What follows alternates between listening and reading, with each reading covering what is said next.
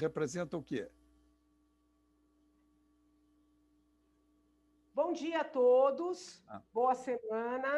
Estamos aqui com mais um ato solene, na verdade uma audiência pública, hoje para tratar de um tema muito importante, que é a autonomia individual e o acesso ao método, né, contraceptivo da esterilização.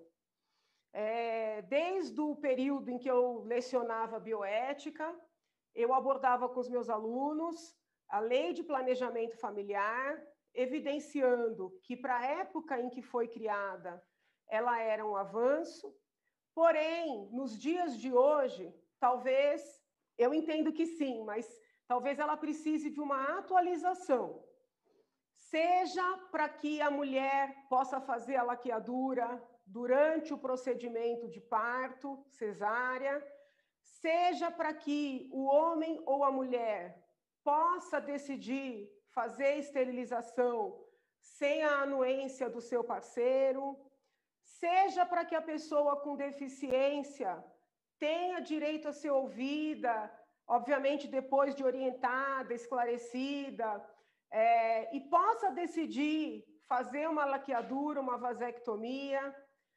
O mesmo se aplica às pessoas que sejam dependentes químicas.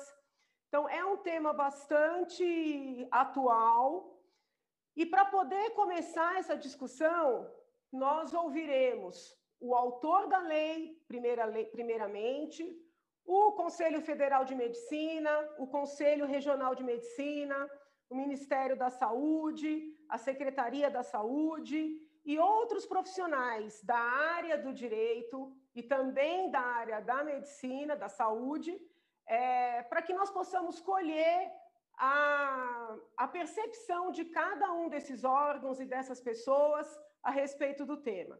Seja para colaborar no trâmite dos projetos que há no Congresso Nacional, seja para, respeitando a competência estadual, apresentarmos um projeto aqui na Assembleia Legislativa do Estado de São Paulo.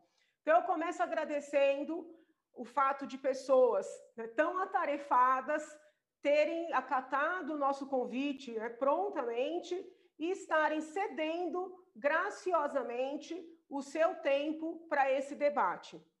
Para que possamos cumprir, né, os horários, imediatamente eu passo a palavra ao doutor Eduardo Jorge Martins Alves Sobrinho, que é médico sanitarista da saúde do Estado de São Paulo, especializado em medicina preventiva na Universidade de São Paulo e em saúde pública também na USP, que foi deputado estadual e federal e, como parlamentar, foi autor da Lei de Planejamento Familiar, que é a Lei 9.263 de 1996.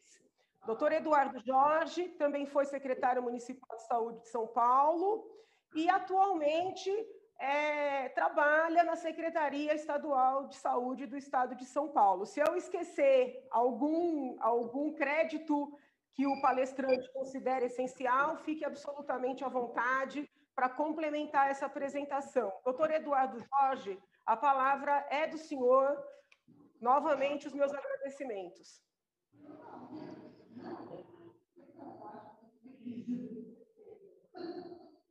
Bom, Janaína, bom dia, está me ouvindo bem?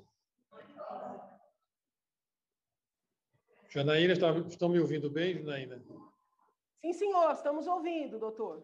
Bom, quero agradecer o convite da deputada Janaína. Eu estou aqui na Secretaria da Saúde, onde eu sou funcionário concursado há 44 anos exatamente. Devo ser um dos mais velhos aqui da Secretaria. E saí da sala, por isso que eu estava com a máscara, porque na minha sala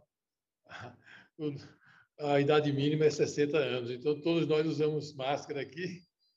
E saí um pouco, estou aqui fora para não atrapalhar os meus companheiros de trabalho aqui na Secretaria da Saúde e quero me dirigir rapidamente a vocês.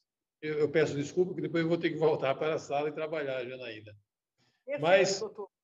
Mas realmente essa questão, a Janaína colocou bem, uma lei é feita num determinado contexto. E depois, é claro, ela pode ser, com novos contextos, com novas situações, revistas. Não é uma revelação divina. Em 1996, a lei foi aprovada, mas eu apresentei esse projeto em 1991.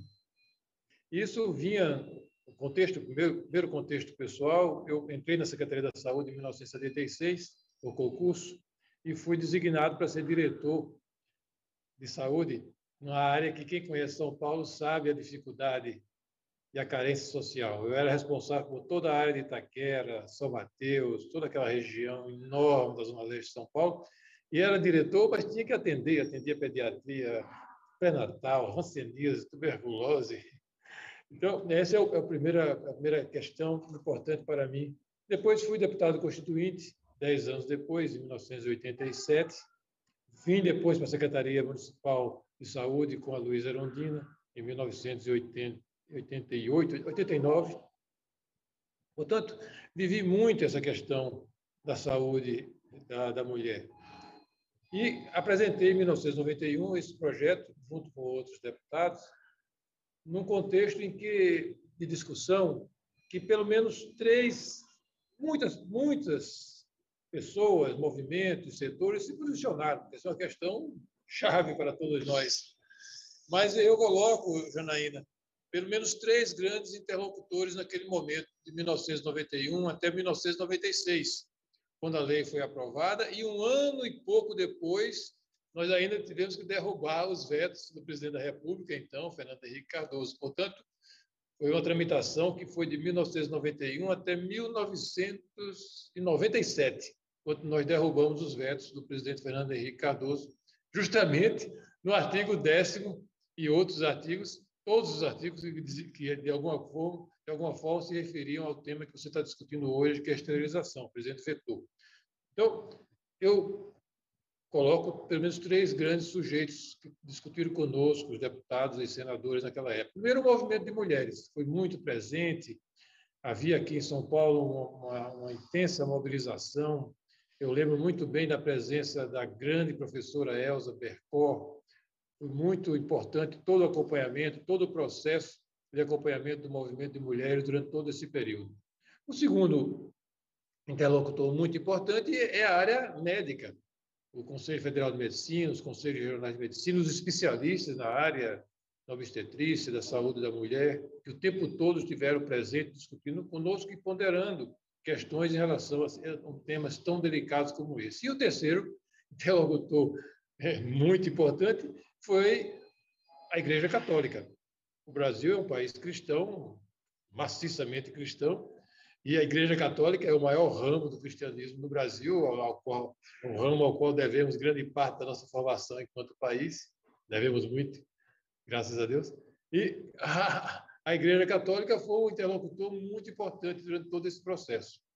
E durante toda essa discussão, o resultado do projeto foi aquilo que nós temos hoje como lei derrubada os vetos do presidente da República. Essa questão da esterilização era um dos mais polêmicos pontos do projeto, mas no caso da Igreja Católica, e o nosso interlocutor, só para você ter uma noção, era um dos maiores intelectuais, uma das pessoas que eu mais admirava na Igreja Católica, que era o presidente da CNBB da época, Dom Luciano Mendes, que foi bispo auxiliar desse outro gigante, que era Dom Paulo Evaristo Arnes, aqui em São Paulo. E Dom Luciano era o bispo auxiliar justamente na área onde eu vivia e trabalhava, que era a Zona Leste de São Paulo, São Mateus, Sapopemba, toda essa região era Dom Luciano. E Dom Luciano era o nosso interlocutor.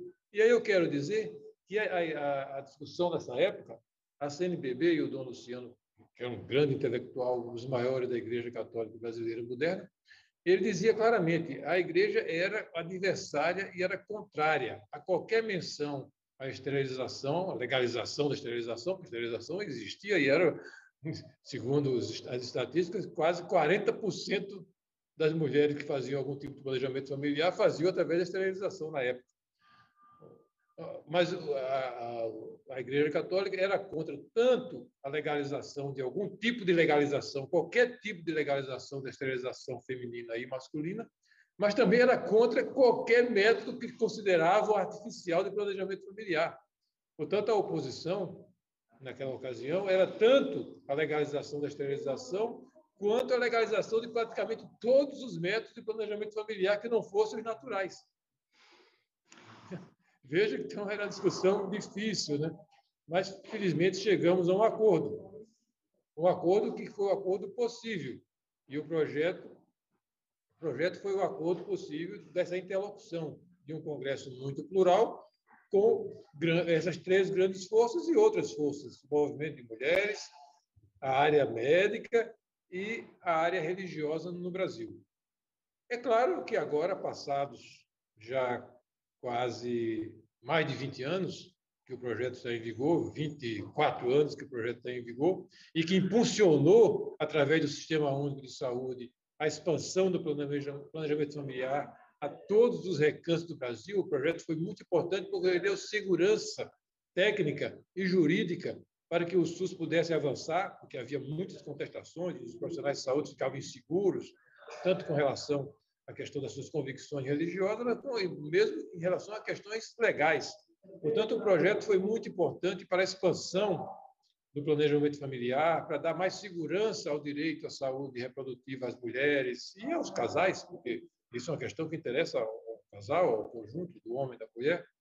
Mas, é claro, e quero aqui me colocar completamente à disposição para ajudar você, Janaína e outros que se interessem sobre esse assunto, para, nesse momento, 23, 24 anos depois, aperfeiçoá-lo e chegar a uma nova, vamos dizer assim, um novo consenso que necessariamente vai passar pelo Congresso Nacional.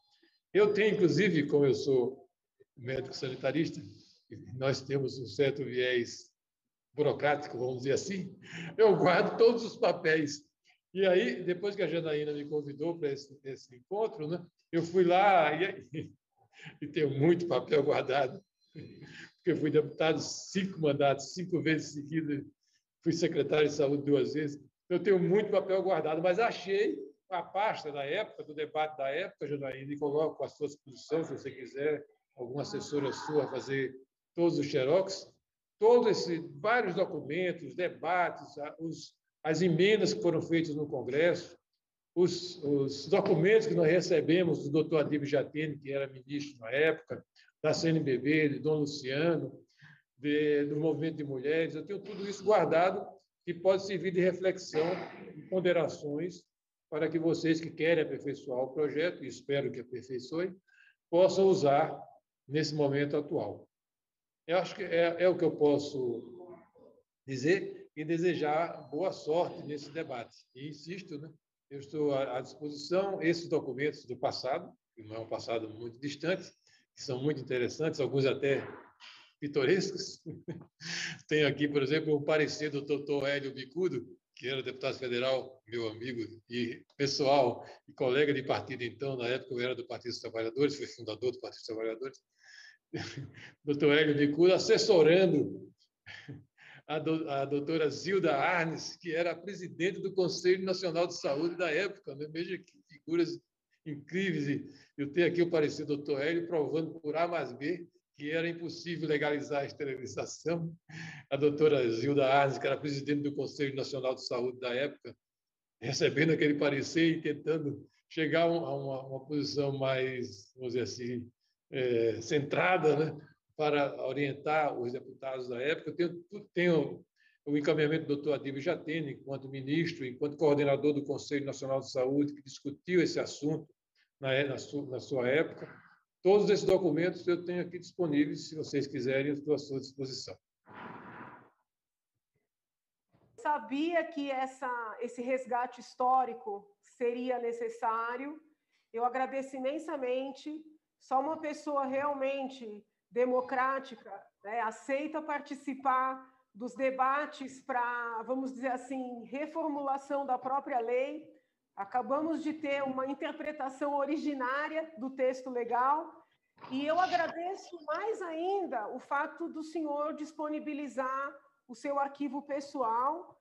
Basta dizer o dia e o horário que nós estaremos aí para poder, sim, pegar essas cópias preciosas, porque eu acredito muito na importância da história, talvez principalmente da história legislativa, né? Resgatando esse trabalho todo, nós podemos fazer melhor, né, para o futuro. Muito obrigada, doutor Eduardo Jorge, por esta preciosa participação. Bom, então, agradecendo novamente o doutor Eduardo Jorge, que nos brindou, né, com a sua experiência, com esse depoimento.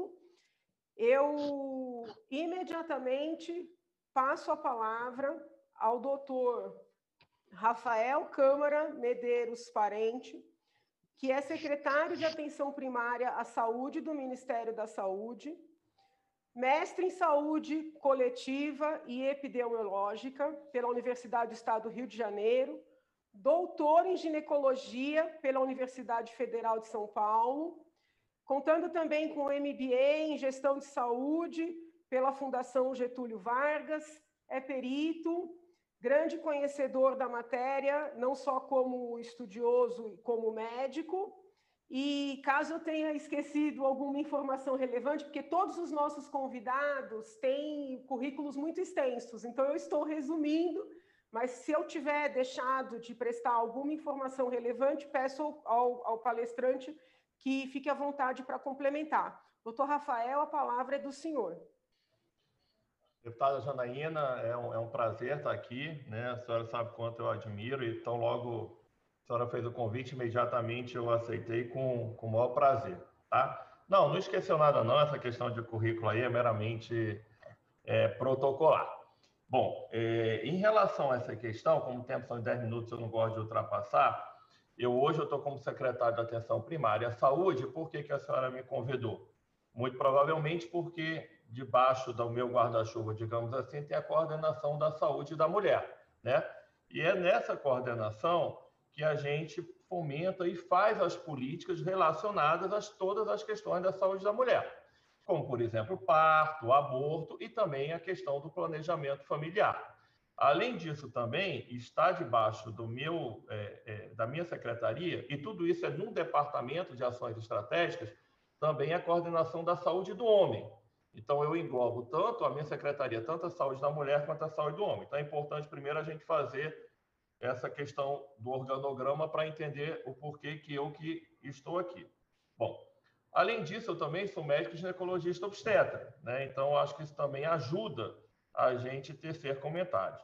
Eu estou no Ministério há 7 meses, então não é preciso dizer que eu entrei no meio do furacão da questão da Covid. Então, todos os nossos olhares, eles estão muito voltados para a Covid, né? Eu fiquei 3 semanas, até a outra semana, em Manaus, sem parar, ininterruptamente. Fizemos muitas coisas lá pelo Ministério da Saúde, embora a mídia não mostre, né? Tivemos ótimos resultados e continua tendo. A gente tem que ajudar bastante todos os estados que precisam, e agora a região norte está nos nossos focos. Hoje a gente está com a equipe da minha secretaria em todos os estados da região norte. Então, dito isso, essa questão do planejamento familiar, desde que eu entrei, ela está no meu radar. Então, nós já temos um grupo de trabalho para ver essa questão. Tanto eu, e eu sei que a senhora também, certamente em algum momento a senhora deve falar, acha, né? Primeiro eu vou falar por mim, que essa lei lá atrás, ela estava perfeita e tal. Mas hoje, acho que há um consenso na sociedade que ela merece algumas alterações, algumas atualizações de acordo com a questão atual e com a atual forma de se ver o mundo. Nós não somos, como secretaria, nós não somos legisladores, então a gente não pode mudar a lei de forma nenhuma. Isso aí é um debate que ele tem que ocorrer no parlamento. Mas nós certamente sempre seremos atores chamados para opinar, como área técnica que somos do Ministério da Saúde. Então, é basicamente sobre isso que eu vou querer tecer alguns comentários, e, obviamente, eu não vou ter como aí me excluir do fato de eu ser um médico obstetra e até 7 meses atrás eu estar na ponta atendendo, né? Então, primeiro, a lei ela tem alguns pilares e que cabem ou não discussão. Primeiro, a questão da idade, 25 anos. Por que seria, por que não seria? Segundo, a questão do ou dos filhos, né? Então, por que teria isso e por que não teria isso? Obviamente, partindo do princípio que a pessoa é maior de idade. Outra questão também é a questão da anuência do parceiro. Então, são outros pontos, é um outro ponto que cabe discussão. E o outro também, aí ao meu ver, seria o que eu mais talvez vá ter algum tipo de comentário, é a questão de ela não poder ser feita, salvo algumas situações que nós vamos discutir, no momento do parto, tá? Então, tudo isso tem um motivo. A coisa não foi feita de forma amalucada, tem um motivo. Por que da questão da idade? Porque se deduz que a partir de uma certa idade a pessoa vai ter uma maturidade maior ou menor, né, para fazer essa decisão. E além de também ter a questão da vida reprodutiva, né? Então, é uma idade mínima. O que a gente vê, e eu vou falar tanto pontos contrários quanto pontos desfavoráveis. Eu também sou especialista em reprodução humana, além de médico ginecologista. Eu tenho residência nisso e meu doutorado foi na reprodução humana com o professor Vilmon, que infelizmente já morreu, nessa área da Federal de São Paulo. Então, o que a gente nota, e é muito, mas muito comum, é o dia a dia da nossa profissão, são pacientes que fizeram a laqueadura tubária e desistem. E aí lembrar que, nesse caso, essa história de dizer que tem no SUS, ok, tem no SUS, mas na prática é muito difícil uma mulher conseguir reprodução assistida no SUS, né? É muito difícil, são filas de anos, quiçá de décadas. Então, na prática, para paciente pobre, a laqueadura tubária é sim algo completamente irreversível. Ela dificilmente vai conseguir uma reprodução assistida e ela dificilmente vai conseguir também uma cirurgia de reversão, e mesmo assim a cirurgia de reversão da laqueadura tubária, ela tem alguns problemas e o resultado nem sempre é bom. Então, isso tem que ser levado em conta. E aí, por mais que a mulher diga que ela está completamente... E eu falo mulher, mas o homem também, tá? Então, eu falo mulher mais por ser ginecologista, né? A vasectomia também, ela tem esse perfil. Diga que não, estou muito bem decidida, isso, aquilo, outro. Quando a gente nota que muda o parceiro, e o parceiro, ou parceira no caso, ele demonstra um desejo muito grande de ter filho, toda aquela decisão que era irredutível e irrevogável, ela volta atrás. Isso eu estou falando de vida real, não tem nada de politicamente correto nessa história, tá? Então, esse é um ponto que deve ser levado em conta, né? Explicado muito bem que realmente fez a chance de conseguir ter um filho de novo, ela é muito pequena. Então, isso tem que ser explicado. A outra questão também, que eu queria falar sobre o caso, é sobre por que não pode ser feito no momento do parto. Eu discordo, mas eu primeiro vou falar quais são os fatores que levam a isso, para depois eu mostrar por que eu discordo. Por dois motivos. O primeiro motivo é porque a gente sabe que um bebê ele tem uma chance grande de morrer logo depois do parto, né? Enquanto a mortalidade materna é contada em 100 mil nascidos vivos, a mortalidade de bebês, eu estou aqui falando em termos leigos, ela é em 1.000 nascidos vivos. Então, é algo relativamente comum o bebê nascer e depois, nas primeiras horas ou primeiros dias, morrer, e muitas vezes sem dar qualquer sinal prévio que isso pode acontecer. Então, a partir do momento que você faz a laqueadura, aquilo ali é irreversível. Então, esse é um problema que deve ser pensado. Então, se a lei for mudar, e eu acho que ela deve mudar, eu acho que tem que ser levado em conta essa questão do risco, e principalmente também a idade gestacional. A gente sabe que quanto mais prematuro for um bebê, mais chance ele vai ter de morrer após nascer. Então, vai ter que ser feita uma avaliação prévia muito forte para ter o mínimo de chance daquele bebê nascer. Mãe saudável, gravidez perfeita, idade gestacional ok, mesmo assim corre um risco, isso tem que ser avisado. O outro motivo é que a gente sabe que durante o período da gravidez e puerpério, a mulher, é fato, isso não é conversa fiada, ela está sujeita a várias alterações psicológicas e, por vezes, psiquiátricas, né? Então, isso pode acontecer, e aí tem aquela questão que, às vezes, esse consentimento, mesmo esclarecido e informado, ele, por essas alterações que a mulher pode ter, isso pode não ser muito bem entendido, ela não está nas melhores condições para dar esse consentimento. Então, tudo isso tem que ser ponderado na hora de a gente fazer essa decisão. Por isso que eu acho que cabe sim um amplo debate de como a gente vai fazer, em caso o parlamento resolva mudar a lei, de como isso vai ser feito para evitar problema. Quanto à questão da anuência do parceiro, eu acho que isso é pacificado. Aí eu estou falando tanto do homem para a mulher, quanto da mulher para o homem. Eu realmente não consigo e entender a questão da anuência. Mas eu acho que sim, que é fundamental a ciência, né? A pessoa tem que saber. Eu não posso me casar com a mulher que ela, né, sem saber, e vice-versa, que a pessoa fez ou vai fazer uma laqueadura, porque aí eu acho que tem uma questão de você estar enganando o parceiro, a pessoa achando que vai poder ter um filho e não poder ter. Agora, isso depender, né, o aceite da pessoa, ficar atrelado à pessoa aceitar, eu acho isso completamente absurdo.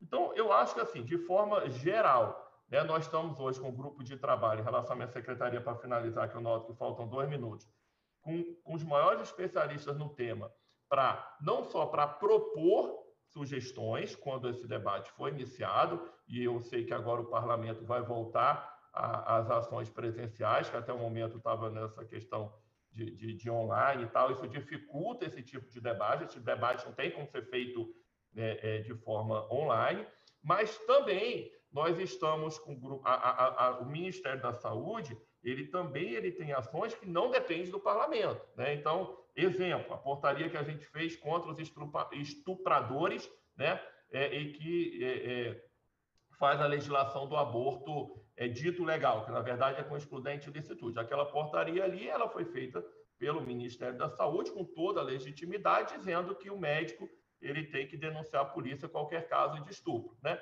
Então, isso aí são ações infralegais que o Ministério da Saúde pode fazer, e nós estamos em estudo em relação a vários nesse sentido, do planejamento familiar como um todo, para melhorar e qualificar a questão do planejamento familiar no Brasil, que eu acho que é bom, mas pode melhorar muito, tá? Então, eu falei aqui durante os meus 10 minutos, eu acho que de forma geral é isso, e a gente se coloca à disposição de sugestões, de debates, de participar, e depois, em outro momento, com mais calma, eu posso trazer a área técnica e mostrar todas essas nossas ações, que aqui no tempo de 10 minutos seria impossível fazer. Muitíssimo obrigado, e depois eu me coloco, caso tenha, à disposição para responder qualquer tipo de questionamento. Muito obrigado. Tenho uma grande admiração pela clareza com que o senhor sempre aborda os temas, com o fato de ser uma pessoa muito realista, né, trouxe ao debate considerações importantes de um médico que conhece, né, a realidade, o atendimento, os problemas que podem surgir. Então, agradeço imensamente, sobretudo por saber que o senhor está aí num desafio muito grande, né, que está tendo um papel fundamental no enfrentamento da crise no Amazonas. Então, fica aqui o meu agradecimento e só externo a convicção de que, a meu ver, tanto o Ministério da Saúde como a Secretaria Estadual da Saúde, cujas representantes serão ouvidas ainda nesta manhã, tem sim a possibilidade de regulamentar esse texto vigente de forma a torná-lo menos duro, não só para os cidadãos em geral, né, que poderiam acessar melhor esse meio contraceptivo, mas para os médicos. E aí eu aproveito para explicar para quem está nos acompanhando que a Lei de Planejamento Familiar, ao estabelecer critérios para possibilitar a laqueadura e a vasectomia, prevê que se o médico fizer um desses procedimentos fora das hipóteses permitidas na lei, mesmo com a vontade do paciente, quero deixar isso claro, que ninguém aqui está falando em esterilização compulsória, nós estamos falando em esterilização desejada. O médico que fizer o procedimento fora, né, do desenho previsto pela lei, prazos, documentação, ele pode ser processado criminalmente. Então, eu já estive com médicos, já dialoguei com médicos que disseram que tem medo de fazer uma laqueadura, que tem medo de sofrerem um procedimento ético e, inclusive, penal. Né? Até porque a pena é baixa, uma pena de reclusão de 2 a 8 anos. Então, doutor Rafael, novamente, muitíssimo obrigada pela disponibilidade, pelo tempo, pelos ensinamentos. E eu, imediatamente, passo a palavra para o doutor Etelvino de Souza Trindade, que hoje nos brinda com sua presença, representando o Conselho Federal de Medicina, doutor Etelvino, que é membro da Câmara Técnica de Ginecologia e Obstetrícia do CFM e também do CRM do Distrito Federal, médico ginecologista em Brasília, pós-graduado em bioética pela UNB Unesco, vice-presidente da Academia de Medicina de Brasília. Igualmente, doutor Etelvino, se eu esqueci alguma coisa, o senhor fique à vontade para complementar. A palavra é do senhor. Os meus agradecimentos pela disponibilidade e pela participação. Muito obrigado, deputada Janaína. Queria cumprimentá-la e agradecer em nome do Conselho Federal de Medicina a nossa presença nesse debate, que é um ato público, eu acho que necessário nesse momento. Em nome da senhora, também cumprimento todos que estão aqui na minha tela, aqui, que estamos juntos, e também as pessoas que estão acompanhando esse ato da Alesp através de acesso à rede Alesp. Como a deputada falou, eu sou Etelvino Trindade, tenho a minha parte também de vida associativa, eu fui presidente da Febrasgo, tenho a parte universitária, já estou aposentado, acredito que do grupo aqui eu seja o decano. Então, eu vou falar aqui já no sentido do Conselho Federal de Medicina, porque a Câmara Técnica de Ginecologia e Obstetrícia tem discutido esse assunto há já bastante tempo. Inclusive, outros assuntos correlatos, inclusive já estivemos juntos em 2019, quando a senhora colocou a lei, a gente tinha pleitos a respeito dela. Mas desde da promulgação da lei do 9.263, como foi dito, eu não sabia, eu pensei que tinha sido em 96 mesmo, e foi o deputado Eduardo Jorge disse que foi em 97. Mas quase que imediatamente houve conflitos já de imediato. E, em vista disso, já em 2007 já houve um projeto de lei já tentando modificar o conteúdo da lei. Interessante que antes dessa reunião eu estava em contato com a Isabela Ancheta, que é uma professora doutora que lançou recentemente o livro Imagens da Mulher no Ocidente, e foi dito justamente esse aspecto de como as coisas evoluem, os conceitos sociais, antropológicos e de percepções humanas. Então, tudo evolui, tanto como foi já colocado no início, através do deputado Eduardo Jorge, ele mesmo está consciente da necessidade de uma evolução do que está fundamentado. Tudo que eu vou falar aqui foi discutido na Câmara Técnica em 4 sessões. Nós criamos um documento quando, em 2016, entrou um novo projeto de lei. Esses projetos de lei estão todos apensados, já é um grupo até bastante extenso, mas está parado.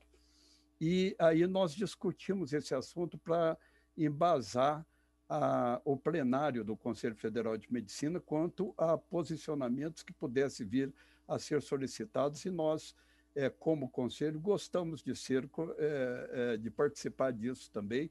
A gente acha que tem alguma coisa para dar de colaboração. Então, essa lei que foi citada, ficou conhecida como a Lei do Planejamento Familiar, e ele ficou caracterizado como uma regulamentação do artigo 226, no parágrafo 7 da Constituição Federal de 88, que diz que é fundado nos princípios da dignidade da pessoa humana e da paternidade responsável. O planejamento familiar é livre decisão do casal, competindo ao Estado propiciar recursos educacionais e científicos para o exercício desse direito. E eu acho que precisa ressaltar, vedada qualquer forma coercitiva, por parte de instituições oficiais ou privadas. Quase de imediato houve esses questionamentos e muitas discussões foram realizadas pelo meio jurídico, pelo meio médico, inclusive sobre o problema da constitucionalidade da alteração do artigo, havendo no entender da Câmara até do CFM e assessorado pelo jurídico do CFM, subsídios e embasamentos suficientes para o entendimento de que a inconstitucionalidade mais provável é a da própria lei do planejamento familiar. E isso foi baseado porque a hora que vem a lei e fala que como foi dito anteriormente aqui, pelo Rafael, o artigo 10º, a hora que ele fala sobre a necessidade do marido autorizar a mulher, da mulher autorizar o marido. Então, isso aí vai criar um problema que nós entendemos, juntamente com o jurídico, que você cerceia uma autonomia. E aí existe uma probabilidade, inclusive o Supremo atual tem 3 ministros que se manifestaram nesse sentido dessa necessidade de preservar a autonomia do indivíduo e não ter a coerção, porque senão o direito pleno não se desenvolve. Então, primeiro, ao se considerar o direito constitucional à liberdade individual e à vida privada, com seus corolários da disposição do próprio corpo, da autonomia e dignidade humana, daí deriva o entendimento de que a esterilização voluntária é principalmente um exercício de liberdade objetiva no âmbito da intimidade da vida privada, que não pode ser mitigado exatamente por não causar danos concretos a direitos de terceiros. Como disse o Rafael, o direito de terceiro poderia existir num pacto pré-matrimonial, quando se exige uma herança de herdeiros, mas não implica em coerção depois do casamento estruturado.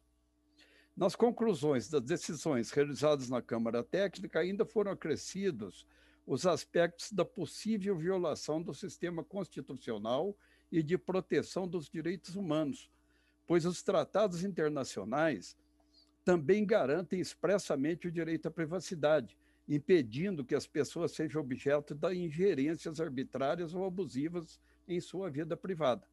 Carta Interamericana dos Direitos Humanos reza isso. Ainda se considera que há uma exigência na reconfiguração da relação médico-paciente, no sentido do abandono da relação paternalista para outra mais transversal, que ainda persiste na categoria médica. Aí o médico tem que seguir a lei e o médico age como um decisor de uma vontade que às vezes não é do paciente. Na Declaração Universal dos Direitos Humanos, em 1948, já ficou estabelecido que todas as pessoas têm o direito de formar uma família. Mas na Conferência de Teherã, de 1968, foi adotado o paradigma que o planejamento familiar constitui uma opção individual, o que deve ser ampliado e garantido quanto aos direitos sexuais e reprodutivos. Na Conferência do Cairo, de 94, ipsos litis afasta dos sistemas jurídicos dos países signatários a concepção patriarcal de controle da sexualidade das mulheres. E na Declaração de Beijing, de 1995, ficou clara a necessidade da garantia de autodeterminação, da igualdade e da segurança sexual e reprodutiva das mulheres. Essas colocações, elas se tornam importantes porque a aplicação do artigo 10 da Lei 9.263 não é equânime quando o homem procura esterilização. Talvez porque a cirurgia realizada no homem é muitas vezes ambulatorial. No caso da mulher, a necessidade da internação torna os mecanismos fiscalizadores mais atentos e mais facilmente detectados na sua não aplicação. Com isso tudo, a submissão da mulher à vontade do cônjuge para a realização da esterilização passa a constituir uma contradição intrassistêmica. É inaceitável na proteção dos direitos da mulher. Pareceu à Câmara Técnica de Ginecologia e Obstetrícia que a legislação é androcêntrica e mantém de fato e de modo exclusivo a submissão da mulher à vontade do homem. Porque o homem consegue facilmente a esterilização, ninguém inquire, e a mulher, quando quer, tem que passar pelos conselhos de éticas hospitalares. Embora a lei exija também a autorização da mulher para que o marido submeta-se à esterilização voluntária, o que ocorre é que apenas a mulher, na prática, é atingida de modo discriminatório pela exigência normativa. Em vista de tudo que foi exposto, o Conselho Federal de Medicina vê com bons olhos a necessidade de se estabelecer um arcabouço legal menos discriminatório e mais vertido para a autonomia individual. Então, essa é a posição que o Conselho tem como âmbito interno, porque não se manifestou em prol a respeito disso, porque não foi solicitado para tal, e dentro de uma organização normativa dos países, o Conselho, em sendo autarquia, ele é um normativo, mas é infra-lei, é infralegal. Então, ele vai se manifestar na medida em que ele for solicitado para tal. Esperamos que sejamos, sim, acionados, no caso da alteração da lei, já na confecção da lei, antes dela ir para debates, talvez no que a deputada Janaína está fazendo agora, antes dela ir para o relator, porque no relator aí talvez perca alguns sentidos de intenção do que construiu a lei, que eu acho que está na mão do Eduardo e da deputada Janaína. Muito obrigado, é o que eu tinha que falar como conselho. Então, umas ordens para tudo. Imensamente, essa aula não só de saúde, mas de direito internacional, princípios de direitos fundamentais.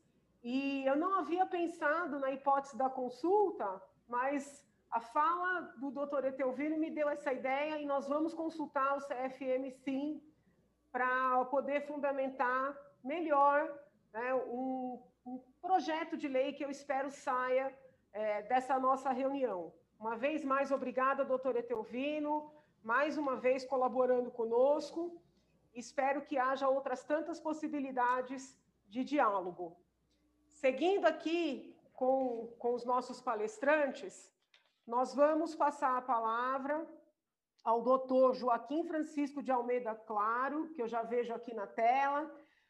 Agradeço imensamente, doutor Joaquim, pela disponibilidade. Doutor Joaquim é conselheiro responsável pela Câmara Técnica de Urologia do CRM, médico urologista com experiência em cirurgia urológica, minimamente invasiva e cirurgia robótica. É também professor livre docente em urologia pela Unifesp. Então, vai nos brindar, não só tratando do tema em termos gerais, mas falando especialmente da situação do homem, né? Porque esse debate atende ao planejamento familiar, mulheres e homens. Então, doutor Joaquim, novamente agradecendo a sua disponibilidade, passo imediatamente a palavra ao senhor para suas considerações. Bom dia a todos. Deputada, quem agradece, imensa honra e o privilégio de estar aqui sou eu. É uma honra e um privilégio pessoal estar na presença virtual. Não é possível a presença virtual, mas estar ao seu lado. Eu sou fã, minha família toda é fã da senhora. E é um prazer enorme também estar ao lado do professor Etelvino, do secretário Eduardo Jorge. Eu só vou discordar um pouquinho do professor Etelvino, porque, na verdade, acho que essas leis elas foram extremamente democráticas. Elas atingem igualmente, de forma prejudicial, os homens e as mulheres. Os maridos também não conseguem fazer a esterilização quando eles querem. Eles foram impedidos. Eu sou responsável também aqui em São Paulo pelo serviço de urologia dos dois maiores hospitais do SUS, em termos de urologia em São Paulo. E ambos fomos obrigados a abandonar a prática de realização das vasectomias, porque é impossível.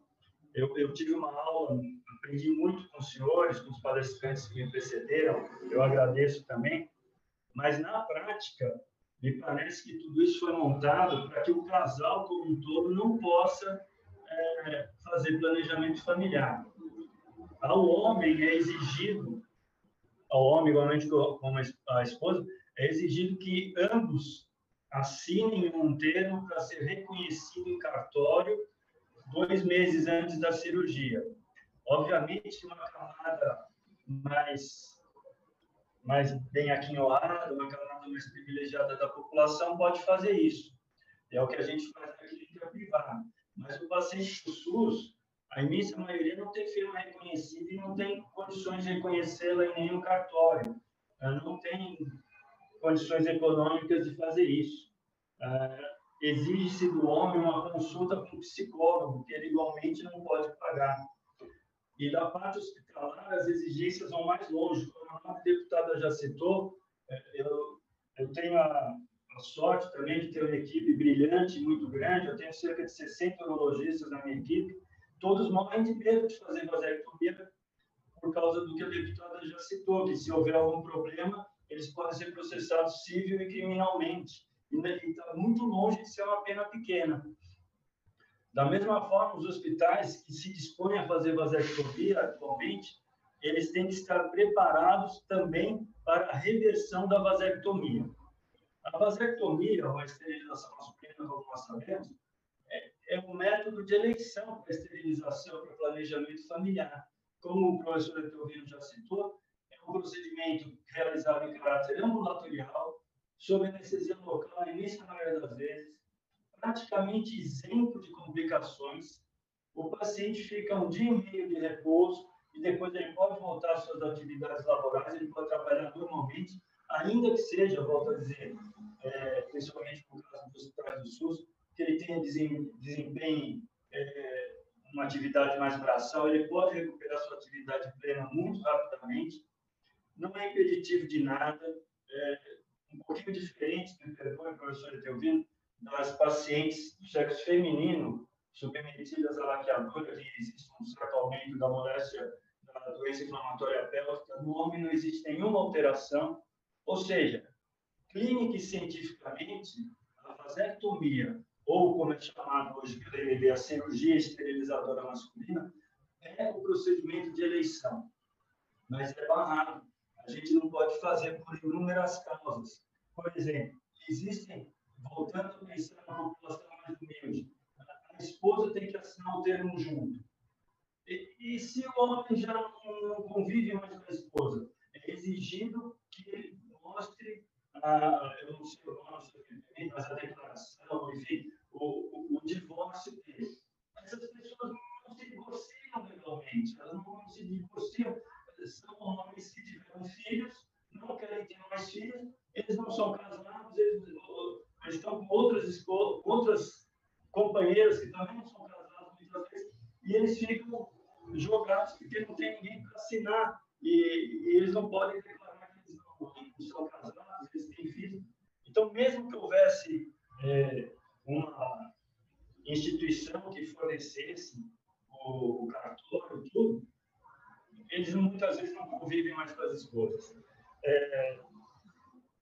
Outra coisa, como eu mencionei, se a vasectomia é uma cirurgia que a gente pode fazer dezenas por dia, se for o caso, se for liberado, que isso é para a população, principalmente a população mais carente, a reversão da vasectomia é uma cirurgia extremamente delicada. Exige um treinamento de 2 a 3 anos para que o urologista possa se considerar minimamente apto para a realização dessa cirurgia. É uma cirurgia microcirúrgica, ou seja, exige a realização do microscópio cirúrgico. Uma parte mínima dos hospitais tem microscópio cirúrgico. Portanto, deveria ser visto isso como um todo. Melhorar a legislação para que o paciente possa realizar a cirurgia é importante, mas liberar os hospitais também. A meu ver, não tem cabimento que onde se realiza a vasectomia também tenha que ser onde se faz a reversão da vasectomia se o paciente uma vez se arrepender disso. Até porque, além de tratar desigualmente sobre vários outros aspectos, nós acabamos tratando também desigualmente sobre o aspecto econômico e social. As classes privilegiadas fazem a vasectomia, é sabido que depois podem se divorciar e depois revertem a vasectomia. A reversão da vasectomia realizada com técnica microcirúrgica, como eu mencionei, até 12 anos após a vasectomia, tem um índice de sucesso virtual de 100%. Portanto, esse homem acaba tendo uma outra família, reverte a vasectomia e tem filhos de novo. Ao se dizer que o hospital público faça isso sempre que fizer a vasectomia, nós estamos tirando por completo a oportunidade desses pacientes fazerem a vasectomia, porque eu já fiz parte de várias comissões de residência médica e acompanho vários hospitais. São raríssimos, vou dizer, os hospitais, mesmo da rede privada, que podem fazer isso com alta excelência. e na rede pública é muito difícil. Então, nada é normal que N pacientes se submeterem à cirurgia esterilizadora masculina no centro e aqueles poucos que optarem pela reversão sejam encaminhados depois ao outro centro.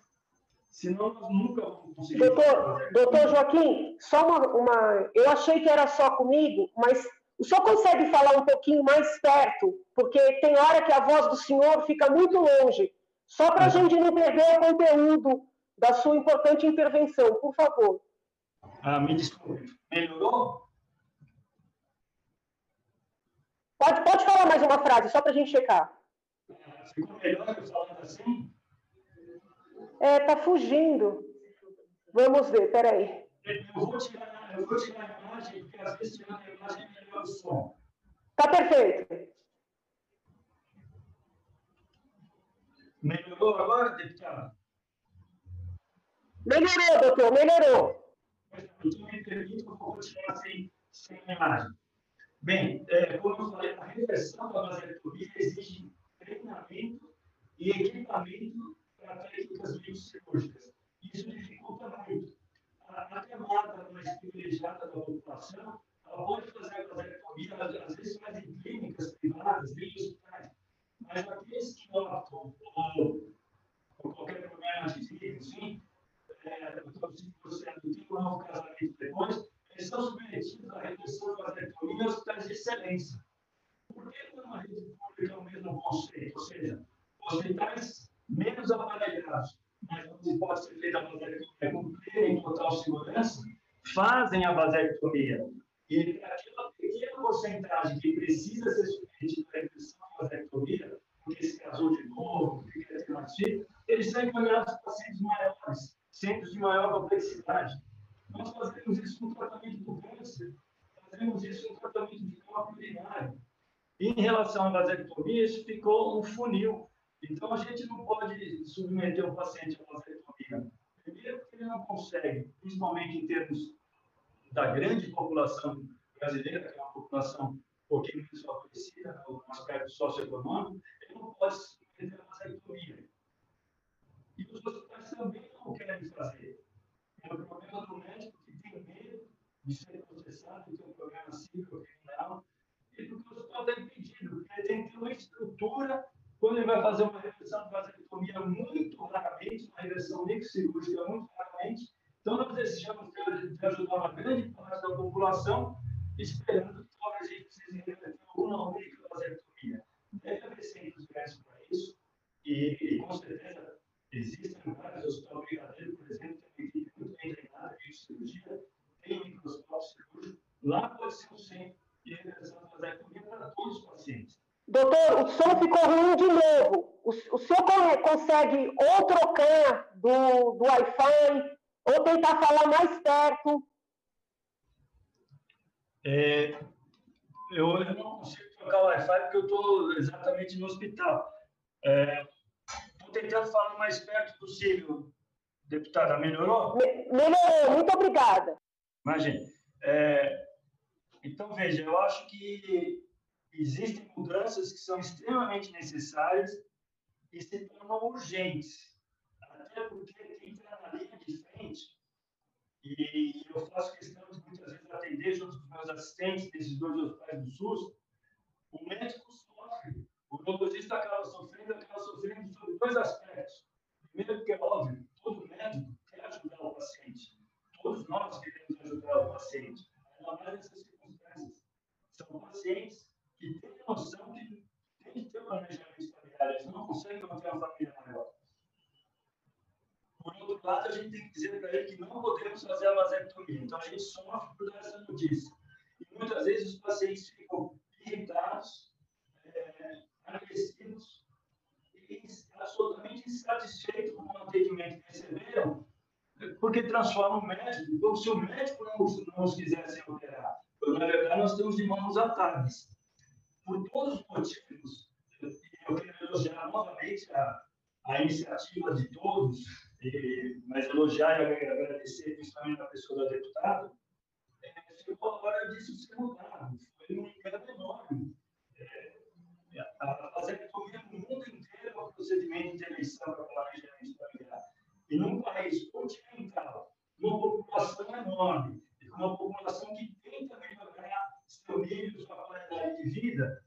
infelizmente, o que a legislação atual está fazendo é impedir o acesso dessa população à melhor qualidade de vida através da realização do planejamento familiar, do modo com que cada família assim o desejar. Eu peço desculpa pela qualidade do áudio, me perdoem, e se houve algum segmento que ficou meio solto, e se os senhores quiserem me falar, eu repito de novo para a previsão da deputada. De qualquer forma, eu agradeço muito a sua disposição. Nós que agradecemos, nós agradecemos, doutor Joaquim, o fato do senhor ter aberto aí um espaço, o senhor está no hospital trabalhando, né? E o senhor cedeu o seu tempo, que foi? O seu tempo para esse nosso diálogo, nosso debate, então agradeço imensamente. É muito importante trazer essa percepção, né, do que acontece também, as dificuldades que os homens enfrentam. Existem muitos debates, muitas vezes jogando a culpa, né, nos homens que querem que suas mulheres façam a esterilização, mas eles próprios não. E vem o doutor Joaquim e esclarece que muitos homens querem fazer o procedimento, mas não encontram esse acesso. Então, agradeço imensamente, doutor Joaquim, rendo aqui minhas homenagens aos seus familiares, à senhora, sua mãe, que Deus a tenha em bom lugar, e fica aqui a porta aberta para que nós possamos colaborar para que essa situação que o senhor apresentou seja revista, tanto no que concerne a legislação, que atinge o sistema público e o sistema privado, como no que concerne a estrutura, que aí o problema está maior no sistema público. E ainda pelo CRM, eu passo a palavra ao doutor Mário Antônio Martins Filho, que é conselheiro responsável pela Câmara Técnica de Ginecologia e Obstetrícia do CRM, médico ginecologista especializado em pré-natal de alto risco e reprodução humana, oncologia mamária e ginecológica, mestre em ginecologia e obstetrícia pela USP. Doutor Mário, a palavra é do senhor, renovando os agradecimentos ao doutor Joaquim.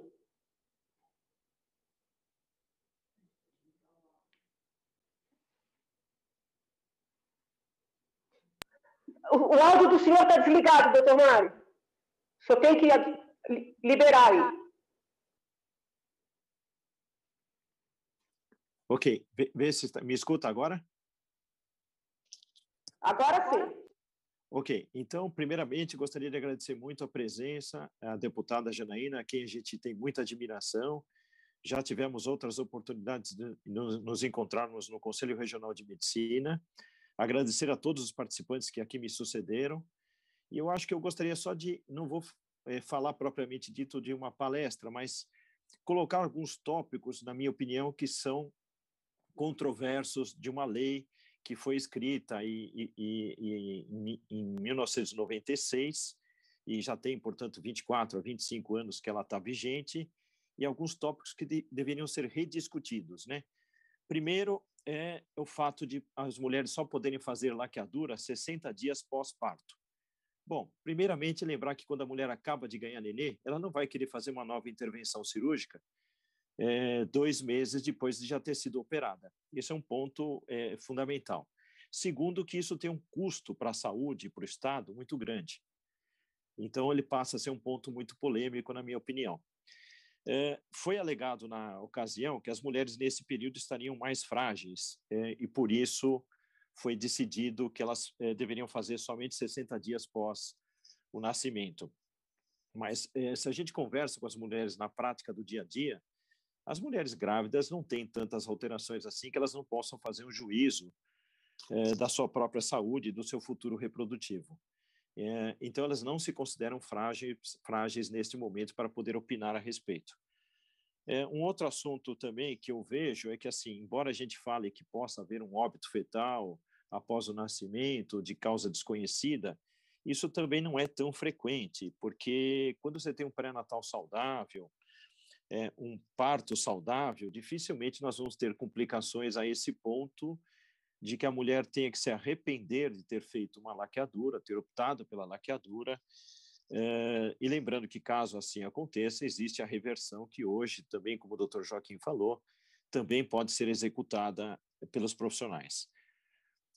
Esse é um ponto que eu gostaria de falar. E outro também é que a lei, eu acho que ela pune muito severamente o ginecologista e obstetra quando ele foge, como a própria deputada falou, quando ele foge da lei vigente, ele é acusado, muitas vezes, de uma lesão corporal grave, dando até risco de reclusão de 2 a 8 anos. Isso é muito severo a um médico que, muitas vezes, está se baseando no desejo da paciente de querer não ter mais filhos.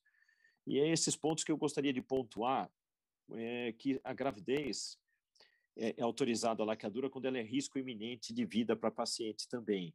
Mas tem outras situações também que não são de risco de vida e que a mulher também poderia optar por fazer a esterilização, né? Então, eu acho que se ela já tem menos de 25 anos, mas é a 4ª cesárea, a 5ª cesárea, ela começou a ter filhos muito cedo, essa idade de 25 anos também eu acho que tem que ser discutida. Então, só queria entrar realmente, falar umas pequenas palavras no sentido de pontuar para que fosse discutido esses assuntos que eu acho que podem ser atualizados, na minha opinião. Como bem disse a deputada, agradeço a atenção de todos, e eu acho que esses pontos têm que ser realmente debatidos para que se possa ter uma atualização da lei, e isso traria um extremo benefício, uma vez que os planejamentos familiares, embora eles existam, eles não são tão práticos assim, como o próprio Dr. Joaquim falou, como a própria doutora Janaína falou. A gente sabe que é um pouco complicado, às vezes, ela conseguir aprovação, principalmente no SUS, do planejamento familiar. E gostaria de agradecer a presença, mais uma vez. Infelizmente, não vou poder permanecer, porque eu tenho um compromisso daqui a pouco, mas agradeço muito a deputada, a presença, e só estou colocando, não para que seja um embate, sim um debate, em alguns pontos que eu levantei que possam ser rediscutidos. E agradeço desde já. Obrigado, deputada. Eu que agradeço a participação, doutor Mário. Em nome do senhor, doutor Joaquim, agradeço o CRM por mais esta participação. E o senhor tocou, talvez, no ponto mais grave, né, em termos de restrições desta lei, que é a vedação da família. Estava ouvindo o que eu estava falando? Estou ouvindo. Obrigada. Da vedação da mulher, da família, decidirem fazer o procedimento durante o parto. Muitas vezes a família já tem 3 filhos, e aí vai para o 4º filho e tem restrição. Então, é necessário assinar papelada, passar por orientação. Não tem sentido, nem sob o ponto de vista dos riscos, porque todo procedimento, por melhores que sejam os profissionais, tem riscos. E se nós estivermos falando de saúde pública, não tem sentido por força dos custos. A laqueadura no meio do parto, ela praticamente não tem custo para o Estado. E se for fazer um outro procedimento, é mais vamos dizer assim, um ônus para o erário.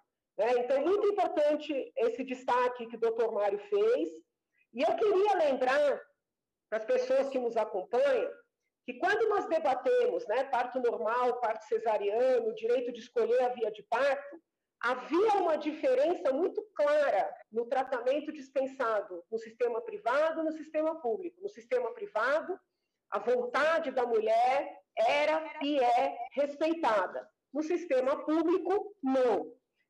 Mesmo com lei, mesmo com resolução, no sistema público existe uma imposição do parto normal. Por que eu estou fazendo esse resgate? Porque quando nós falamos da lei de planejamento familiar, as vedações, as incriminações para os médicos, elas se aplicam tanto no sistema público como no privado.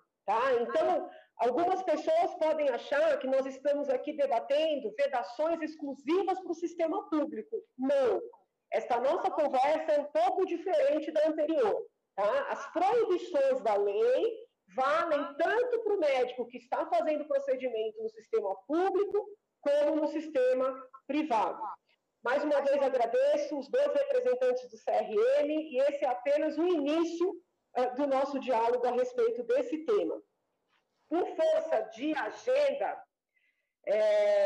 eu passo a palavra, né, que eu me comprometi a chamá-lo até às 11h30, eu passo a palavra para o doutor Henrique Gonçalves Ribeiro, agradecendo a possibilidade de participar desse nosso debate, agradeço também a doutora Érica, que nos colocou em contato com ele, doutor Henrique, que é médico preceptor do Departamento de Psiquiatria da Faculdade de Medicina da Universidade de São Paulo, especializado em psiquiatria pela Faculdade de Medicina da USP, pesquisador do grupo Interconsultas do Instituto de Psiquiatria do Hospital das Clínicas, também da USP.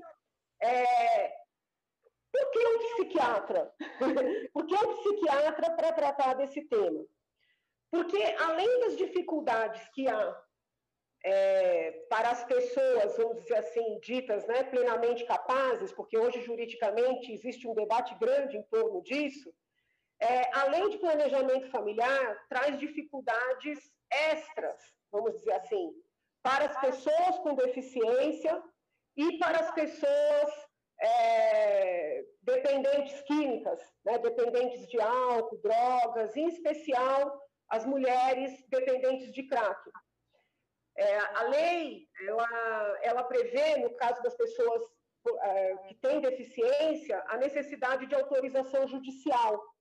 No caso das pessoas dependentes químicas, a lei sequer prevê essa possibilidade. Então, há muitas dificuldades práticas para uma mulher com deficiência conseguir fazer o procedimento e, principalmente, para uma mulher com drogadição conseguir fazer o procedimento. Eu analisei vários casos nos tribunais e o que nós encontramos, sobretudo depois do Estatuto da Pessoa com Deficiência, são decisões que proíbem fazer o procedimento contra a vontade da paciente, o que, a meu ver, é correto. Por outro lado, quando a paciente quer fazer o procedimento, os tribunais não atendem o seu desejo, né? Então, a participação de um psiquiatra, né, num evento como esse, ela é fundamental. E para que possamos ouvi-lo, passo imediatamente a palavra ao doutor Henrique, que trata nos seus estudos de autonomia do indivíduo. Por favor, doutor, muito obrigada pela sua participação. Bom dia, Janaína, bom dia a todos.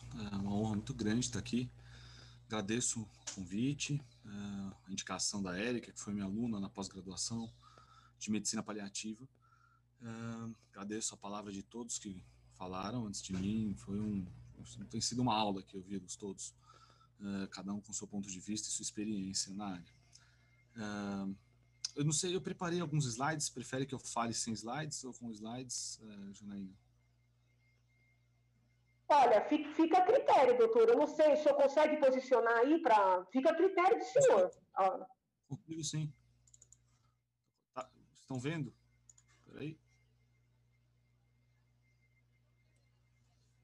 Agora entrou. Ok. Eu, como venho daí da academia, a gente tem essa prerrogativa de uso de slide, acho que ajuda a estruturar um pouco o pensamento, o tempo é curto. Eu vou tentar ser breve, pontual, como você foi, agradeço, inclusive, a possibilidade aí de ter me chamado. Então, como foi dito, eu sou médico, psiquiatra e psicoterapeuta. Minha expertise, minha linha de atuação acadêmica é junto à medicina paliativa, psico-oncologia. Então, trabalhamos aí com situações complexas de decisões difíceis em momentos limítrofes da existência. Isso eu tenho feito na minha prática clínica, tanto dentro do Hospital das Clínicas, quanto aí na minha prática assistencial nos hospitais com que trabalho próximo a essas equipes. Então, esse tema para mim é um tema muito especial, acho que eu tenho trabalhado ele já há bastante tempo, próximo a profissionais da área do direito, da área da medicina, e esse recorte sobre esterilização vai ao encontro disso e eu espero tentar mostrar o porquê dessa explanação. Penso que um ponto da lei, né, que me ocorreu como ponto de intersecção para que eu pudesse explorar um pouco mais, vem a partir dessa colocação de que não será considerada a manifestação da vontade na forma expressa durante a ocorrência de alterações na capacidade de discernimento por influências de álcool, drogas, estados emocionais alterados ou incapacidade mental temporária ou permanente. Esse é o grande ponto da discussão de tomada de decisão na medicina, né? Em qualquer área que a gente vai olhar e vai estudar, esse ponto ele aparece. E geralmente cabe ao psiquiatra, muitas vezes, esse tipo de discernimento, de avaliação, né, da capacidade do paciente. Isso daqui é um documento recente, uma aprovação do parlamento português, e eu vou para um outro extremo agora, não só da natalidade, mas da mortalidade. O parlamento português descriminalizou a eutanásia. E dentro do projeto, né, do projeto original, há essa avaliação do especialista psiquiatra em determinado momento. E cabe ao psiquiatra tirar dúvidas quanto à capacidade, que é basicamente o que a gente está aqui discutindo também, revelando, então, isso que ele diz como uma vontade séria, livre e esclarecida. E quando isso foi aprovado, eu levei isso para uma discussão num grupo de pessoas que trabalham com bioética e perguntei para algumas pessoas o que é uma vontade séria, livre e esclarecida. E a resposta foi, bom, isso são os psiquiatras que vão ter que falar. E aí volta para a gente, né? Então, o que é uma vontade séria, livre e esclarecida? Como que a gente consegue avaliar isso, né, para determinada decisão? Sobretudo uma decisão aqui, no caso da lei portuguesa, para a eutanásia, uma decisão em que há uma irreversibilidade do desfecho, né? Isso tem sido discutido por vocês quando falaram tanto da mulher, da intervenção, da reversibilidade, quanto do homem. Isso, obviamente, cabe a gente discutir no que é na prática privada e o que é no SUS. Mas, enfim, isso me faz pensar, por exemplo, o que é, então, essa vontade séria, livre e esclarecida. Planejamento familiar, acho que é um ponto que a gente está aqui falando, e também como que decisões sérias, livres e esclarecidas dentro de um planejamento familiar. Como instrumentalizar esse tipo de decisão, ou essas decisões sequenciais dentro de um planejamento. Eu trago essa imagem porque isso me ocorre, né? Nesse momento de uma decisão dessa, por exemplo, quanto disso é sério, livre e esclarecido, e a questão da reversibilidade disso, né? De um casamento, ou a gente poderia estar discutindo uma pessoa que vai tomar dipirona para uma enxaqueca, para uma dor de cabeça, uma cefaleia ou não. A gente está aqui falando de decisões que têm um impacto e uma questão de reversibilidade discutível. E eu acho que esse é um ponto que muda significativamente o escopo da decisão. Por isso a importância, inclusive, da revisão e eu acho que da lei, né, e dessas discussões como a gente está tendo agora. Isso vai entrar nas decisões sobre natalidade, decisões sobre mortalidade e o que já foi colocado aqui com relação ao aspecto da naturalidade ou artificialidade das decisões. Essas situações de vida e morte, elas são fronteiriças na nossa existência e sempre carregam um peso importante, né? Desde a questão de aborto, eutanásia, antes da eutanásia, alguns procedimentos de esterilização involuntária ou compulsória foram adotados, sempre aí com esse risco do uso dessas práticas para eugenia, para manipulação genética, e exatamente esse é um ponto que se discute, principalmente com risco do que se chama efeito bola de neve ou efeito escorregadio, né, em que você vai abrindo caminho para sequentes decisões que vão aí tendo impacto, uma abrangência cada vez maior, sobretudo, acho que aí aqui pelo meu campo de atuação, em pessoas vulneráveis, né, tanto por uma coerção quanto por uma limitação da sua autodeterminação. Então, basicamente, a questão do papel da medicina, falando de autonomia e a dignidade da pessoa humana como esse elemento inalienável, e sendo a autonomia, então, a sua correspondência da dignidade nos fundamentos éticos-jurídicos. A tentativa de instrumentalizar este tipo de aspecto da autonomia nas decisões dentro da prática médica, elas são aí englobadas pelo termo de consentimento livre e esclarecido. A partir do momento que a gente pensa em um direito que é dado a uma pessoa, obviamente que com ele vem os deveres atribuídos ao Estado, ao médico. Isso vai discutir, eu vi que esse ponto foi levantado, e também é importantíssimo dizer, tanto na questão do SUS quanto do meio privado, da questão mercadológica. Então, quando se fala de aborto, quando se fala de reprodução assistida, estamos gerando aí situações de conflitos de interesse. E pensando na questão da universalidade do SUS, né, e nessa garantia constitucional, a importância a gente discutir a fundo o quanto disso impacta e a representatividade do nosso país em termos de população de acesso ao SUS e de população ao acesso ao meio privado dado já o que foi falado dos custos muito altos de determinados procedimentos com relação à esterilização, por exemplo. Apenas lembrando que a bioética vai ter como finalidade implementar os limites éticos para proteger todos os seres humanos. Então, a gente está falando exatamente desse componente de proteção. A gente está dizendo, então, da ética principalista, onde temos a autonomia, a beneficência, a não maleficência e justiça, dando esse peso à autonomia, e a jurisprudência, digamos assim, carrega isso como um elemento importante. Estamos discutindo aqui a autonomia de acesso à esterilização nesse momento, e em outros países isso também vem caminhando nesse sentido. Novamente citando o risco do efeito bola de neve, onde você começa, ou esteira escorregadia, slippery slope effect, que é dito no inglês e na literatura. Sempre que a gente fala em proteção, há o risco do paternalismo, e aqui a gente falando do paternalismo médico, do paternalismo estatal, do paternalismo jurídico, do paternalismo religioso. Lembrando que existe um paternalismo protetor, estruturante e organizador, e obviamente um paternalismo que cerceia a liberdade humana. E a gente, eu digo aí a gente enquanto profissional de saúde, psiquiatra, essa balança, ela é uma balança constante, porque a gente pesa de um lado a autonomia da pessoa e a beneficência do que está sendo proposto. Isso numa situação extrema, já trazendo para o envolvimento da psiquiatria no sentido do suicídio, por exemplo, ou de um estado onde a pessoa corre o risco de morrer, ou de uma situação irreversível, em que pese a autonomia e beneficência, muitas vezes a autonomia vai perder espaço em detrimento da beneficência, e a psiquiatria é uma área que permite esse tipo de intervenção.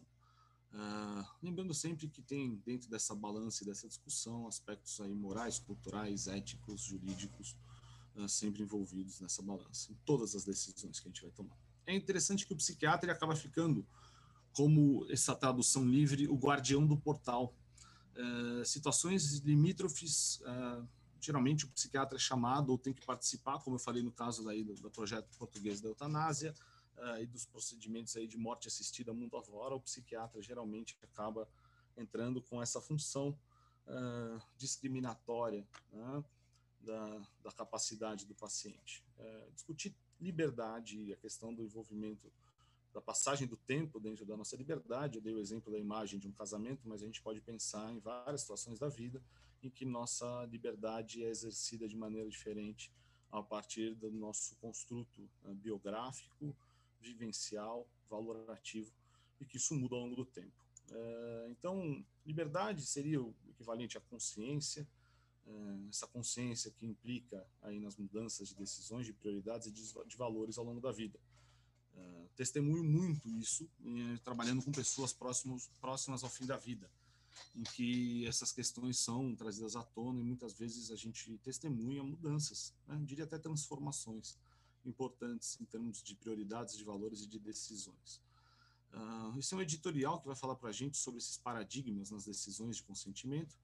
Há uma necessidade de profissionais de saúde providenciarem informações objetivas, não enviesadas e competentes sobre o contexto e a interpretação da questão envolta na decisão e a resposta da mesma. Para isso, né, determinar no tempo limitado da avaliação a habilidade de cada paciente. Como é que a gente faz isso, então? Como que a gente consegue avaliar dentro de uma determinada intervenção, um recorte transversal de avaliação de uma pessoa, o quanto que ela é capaz para tomar aquela decisão? Existem limitações cognitivas de estado mental, esse é um grande ponto, e aqui a gente vai discutir, e essa interface, como já foi dita, com outras áreas do saber, e é por isso, acho que vale muito, e é muito prestigiosa essa composição com uma mesa tão heterogênea e convergente na discussão. Então, qual a fronteira do paciente, né, dessa liberdade da escolha do paciente? Isso depende da mulher, se é homem, se é gestante, enfim, né, sempre envolvendo as questões cognitivas, o retardo mental, transtornos neuropsiquiátricos. Falamos aqui de dependência química, inclusive também a questão do médico, né? Como fica a questão da liberdade do médico nas decisões, uma vez que está tornando-se um direito, carrega consigo um dever para o médico, e a questão de objeção de consciência, onde médicos, isso vale em outras legislações, em países em que médicos podem escolher se eles querem ou não praticar aquele ato em si, objetivando aí sempre salvaguardar a sua própria liberdade e também a do paciente.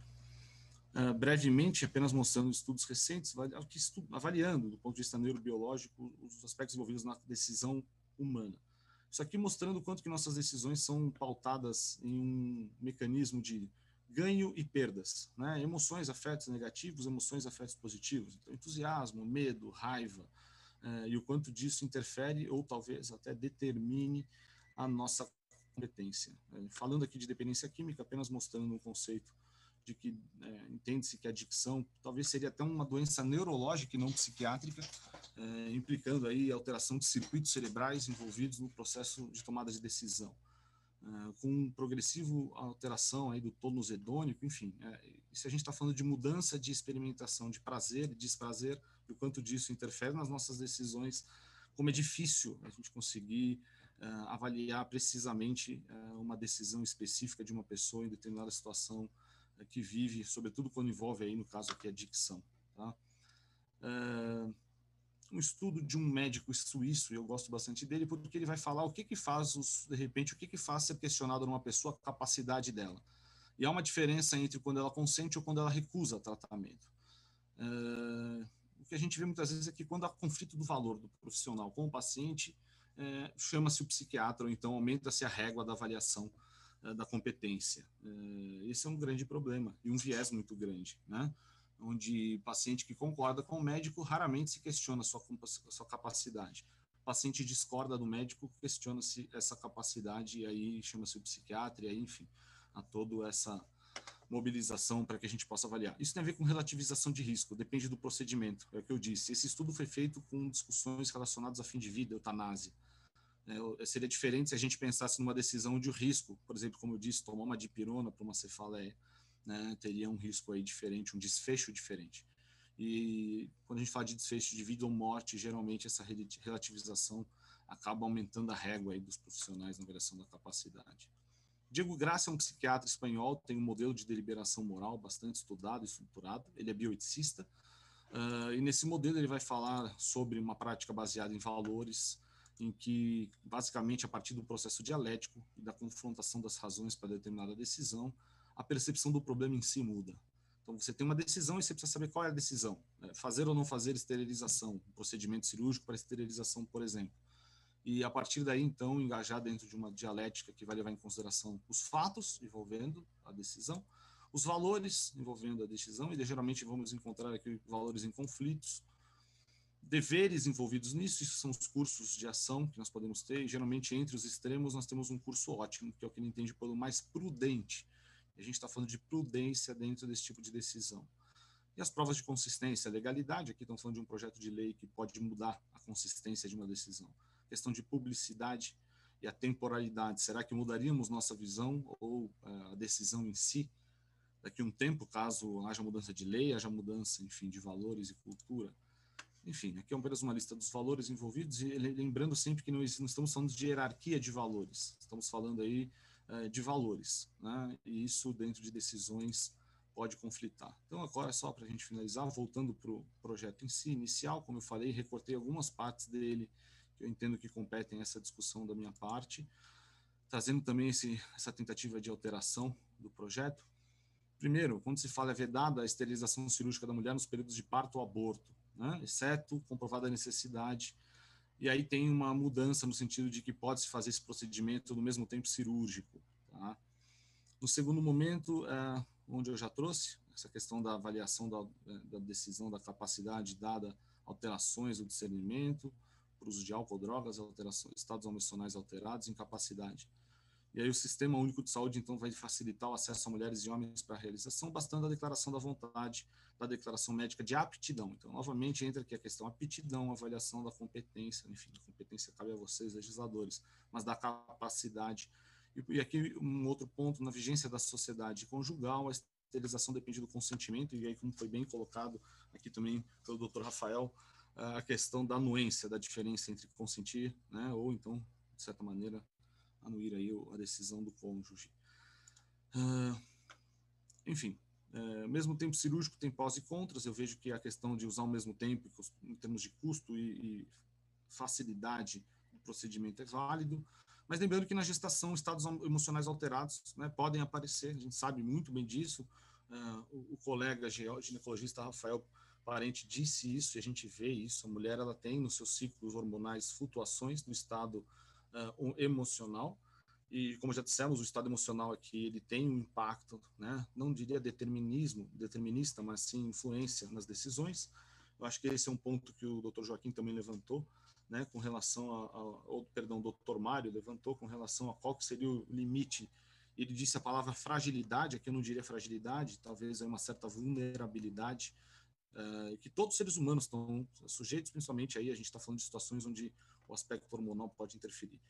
Como que se avalia, então, essa capacidade que o tempo inteiro se coloca? De que maneira que a gente pode avaliar, como isso é avaliado atualmente, né? Essa lei já está vigente, quem avalia isso e como que se avalia isso? Essa é uma importante pergunta, quando a gente vai ver, inclusive agora na proposta de mudança de lei. E aqui a parte final, que já foi também falado por todos, sobre o aspecto da anuência, né? Ou do consentimento do cônjuge.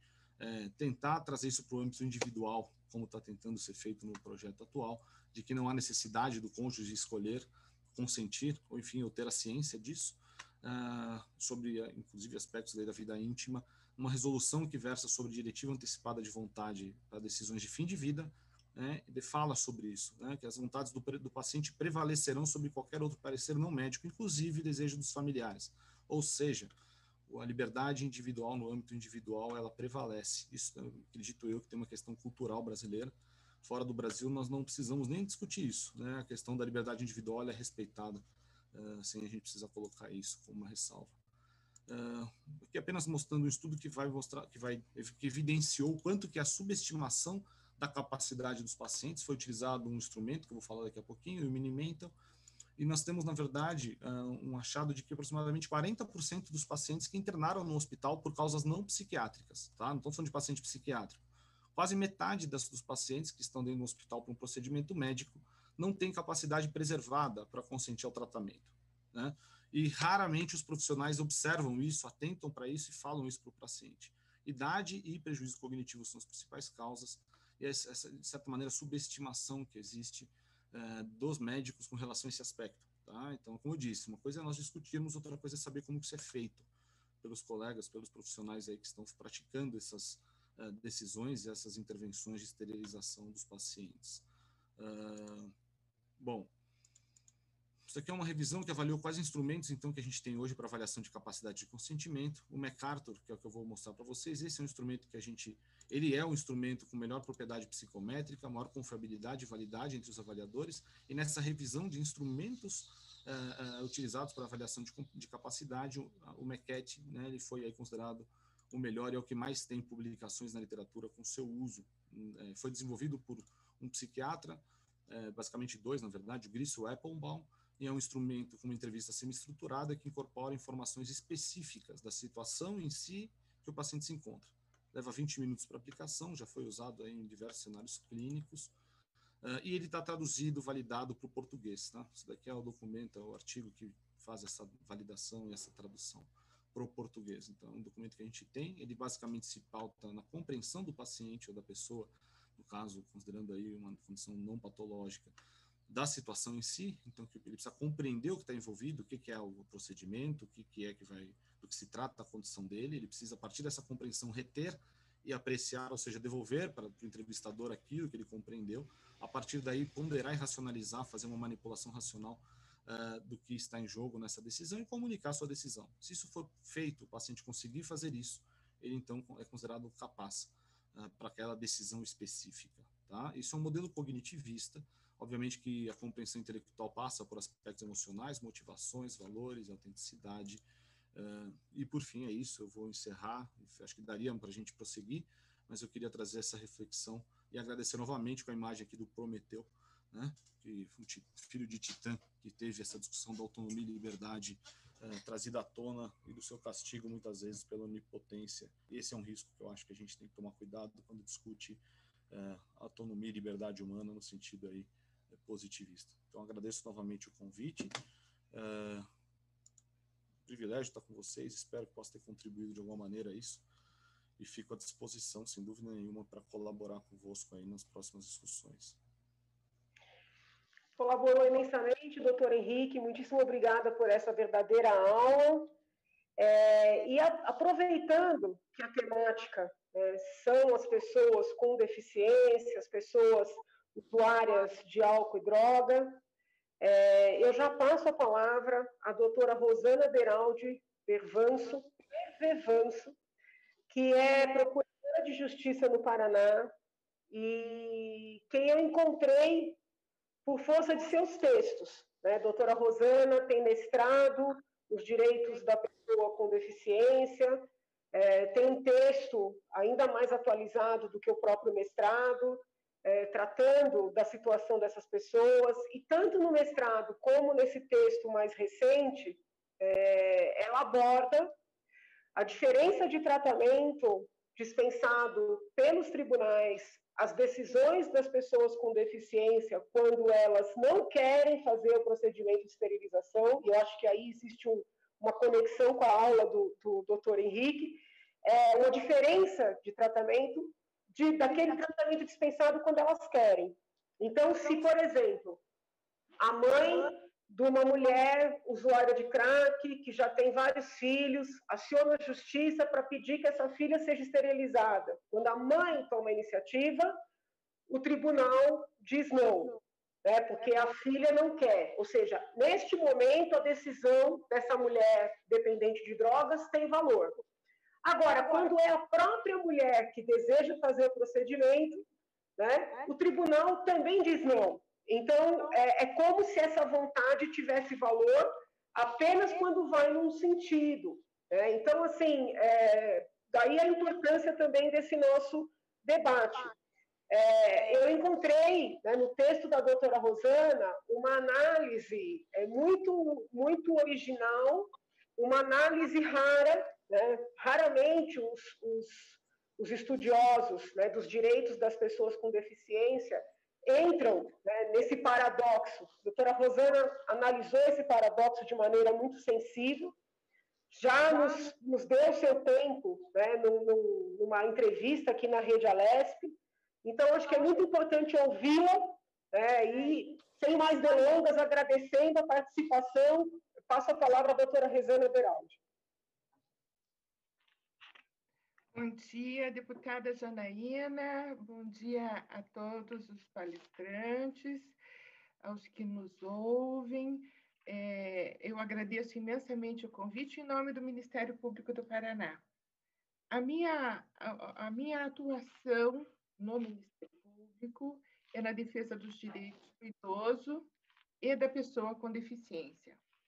Então, de há muito tempo, a gente tem o contato com uma problemática muito séria, que é da reprodução humana na área da pessoa com deficiência. Nesses 25 anos passados da Lei de Planejamento Familiar, muita coisa aconteceu. Aliás, eu queria cumprimentar aqui o ex-deputado Eduardo Jorge, médico, porque a lei foi de uma modernidade, de uma clareza, assim, de um avanço na época, tem o seu valor muito grande na história jurídica e todo o nosso contexto social aqui no país. Mas passaram-se 25 anos e algumas atualizações são indispensáveis. Por exemplo, nós tivemos a Convenção dos Direitos da Pessoa com Deficiência, que foi um consenso universal, né? Digamos assim, é uma ética universal no trato dos direitos da pessoa com deficiência, e que ela influenciou estruturalmente, na essência, a Lei Brasileira de Inclusão ou o Estatuto da Pessoa com Deficiência. E houve uma reestruturação completa do regime das incapacidades no nosso direito. A deficiência, a avaliação da deficiência não é mais exclusivamente pelo critério médico, mas é biopsicossocial. Então, hoje, para os tribunais, é essencial que haja uma equipe de avaliação. E, se antes havia incapacidade absoluta, acima dos 18 anos, não existe mais pessoa acima de 18 anos absolutamente incapaz. existe o relativamente incapaz entre 16 e 18, existe o absolutamente incapaz abaixo de 16, e a pessoa, a deficiência qualificada pela curatela, ela impõe uma incapacidade relativa. E o critério hoje da incapacidade é a manifestação de vontade. A apuração da capacidade de manifestação de vontade, não mais exclusivamente médica, essa apuração. Muito bem. Então, nós temos, como Ministério Público, muitas vezes, nos chegam nas promotorias de todo o Estado, de todo o país, muitas vezes pais de pessoas com deficiência, já idosos, que dizem que estão exaustos de uma procriação descontrolada de sua filha. Em geral, são mulheres, de filhas que têm uma sexualidade exacerbada ou que são vítimas de abuso e que procriam, colocam a prole em risco e a sua própria saúde em risco, né? E esses pais idosos exaustos por terem que arcar com essa tarefa de criação de netos vindos assim na sequência, né? Vários assim, ininterruptamente. Muito bem. Então, o Ministério Público sempre recebe essas demandas e nós temos que avaliar que hoje a pessoa com deficiência tem que ter a sua capacidade presumida. E se ela tem condições de manifestação de vontade, esta vontade deve ser prestigiada. Ela se tornou protagonista de sua vida, interrompendo aquela ideia que se tinha de uma morte civil da pessoa com deficiência. E eu estou falando aqui de pessoa com deficiência. Há muita confusão, inclusive em textos jurídicos, do que é uma pessoa com deficiência, uma pessoa com transtorno mental e uma pessoa com dependência.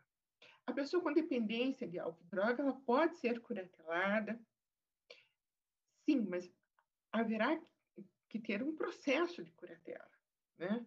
Então, não basta a equipe médica dizer, não, é dependente químico, não, então é incapaz. Não, necessitamos de uma sentença. E ainda assim, quando curatelada, deve-se extrair no maior grau possível a vontade dessa pessoa. Então, sempre haverá a participação dela.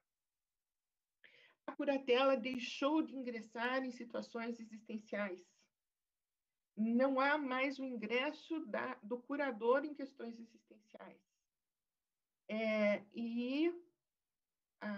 Assim, houve, digamos assim, uma plena integração da pessoa com deficiência no contexto familiar. Vejam, é importante citar o artigo 6º da Lei Brasileira de Inclusão, quando ela diz o seguinte: a deficiência não afeta a plena capacidade civil da pessoa, inclusive para casar-se e constituir união estável, exercer direitos sexuais e reprodutivos. Direitos reprodutivos tanto é para aumentar a prole quanto para a cessação do aumento de prole. Exercer o direito de decidir sobre o número de filhos e de ter acesso a informações adequadas sobre reprodução e planejamento familiar. Conservar sua fertilidade, sendo vedada a esterilização compulsória. Exercer o direito à família, convivência familiar e comunitária, e assim procede. Então, lá quando a Lei de Planejamento Familiar diz que ele é um direito do cidadão, ele é um direito do cidadão também com deficiência, tendo sua capacidade presumida. Então, eu acho que a Lei de Planejamento Familiar foi, assim, muito importante, ela é muito importante, mas ela merece uma atualização quanto à questão do regime das incapacidades. Ela necessita, após isso, mas necessita muito de uma regulação via decreto regulamentador, que nós temos, inclusive, jurisprudência que negou o pedido de esterilização por conta de não haver regulação via decreto da Lei de Planejamento Familiar. E, fundamentalmente, precisamos de política pública estruturada para um planejamento familiar da pessoa com deficiência. Veja, a própria lei diz que o planejamento é integrante de um conjunto de ações de atenção à mulher, né? Com ações preventivas e educativas, acesso igualitário a informações, meios, métodos, técnicas disponíveis para a regulação da fecundidade. Então, quando nós, promotores, recebemos um pedido de pais e até de curadores que precisa esterilizar, por exemplo, uma mulher com deficiência, nós observamos que esta mulher jamais passou por uma orientação de planejamento familiar. Ela nunca frequentou uma orientação de planejamento familiar. Então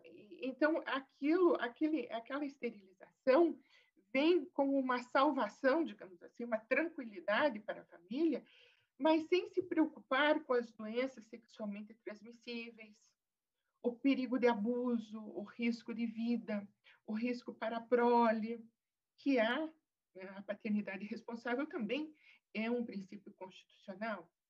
Então, há também o risco para a prole quando não se passa por, digamos, um acompanhamento pré-natal, quando não há uma responsabilidade, quando há abuso de substâncias entorpecentes durante a gestação, há risco evidente para a prole, né?